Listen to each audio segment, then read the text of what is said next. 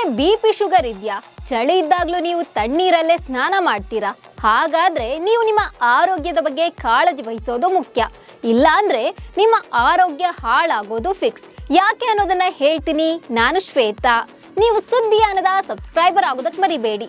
ಹಾಗೆ ನಮ್ಮ ಸುದ್ದಿಯಾನ ಚಾನೆಲ್ನಲ್ಲಿ ಜಾಹೀರಾತು ಹಾಗೂ ಪ್ರಾಡಕ್ಟ್ ಪ್ರಮೋಷನ್ಗೆ ಕೆಳಗೆ ಕಾಣಿಸೋ ನಂಬರ್ಗೆ ವಾಟ್ಸಪ್ ಮಾಡಿ.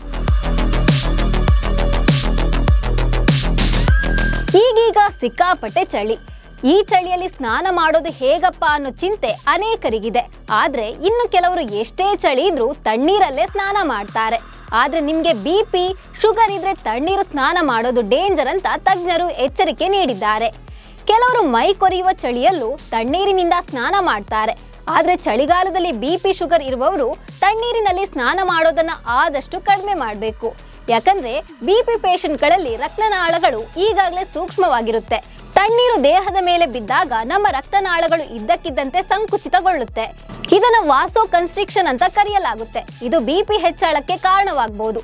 ಅಷ್ಟೇ ಅಲ್ಲ, ಹೃದಯದ ಮೇಲೆ ಒತ್ತಡವನ್ನ ಉಂಟು ಮಾಡುತ್ತೆ. ಇದರಿಂದಾಗಿ ಹಾರ್ಟ್ ಬೀಟ್ ಜಾಸ್ತಿ ಆಗುತ್ತೆ. ಅಷ್ಟೇ ಅಲ್ಲ, ಹೃದಯಾಘಾತ ಅಥವಾ ಪಾರ್ಶ್ವವಾಯುಗೆ ತುತ್ತಾಗೋ ಸಾಧ್ಯತೆ ಇರುತ್ತೆ.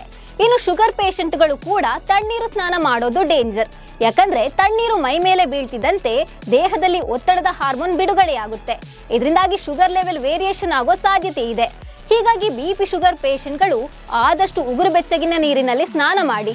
ತಣ್ಣನೆಯ ಅಥವಾ ಬಿಸಿ ನೀರನ್ನ ನೇರವಾಗಿ ನಿಮ್ಮ ತಲೆಯ ಮೇಲೆ ಸುರ್ಕೋಬೇಡಿ.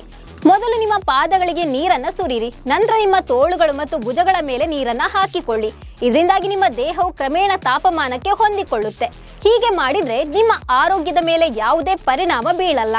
ನಮಸ್ಕಾರ.